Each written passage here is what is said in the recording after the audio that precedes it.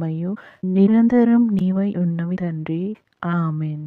ఆశీర్వాదం. యెహోవా నిన్ను ఆశీర్వదించి నిన్ను కాపాడునుగాక. యెహోవా నీకు తన సన్నిధిని ప్రకాశింపజేసి నిన్ను కరుణించునుగాక. యెహోవా నీ మీద తన సన్నిధి కాంతి ఉదయింపచేసి నీకు సమాధానము కలుగజేయునుగాక. ఆమెన్.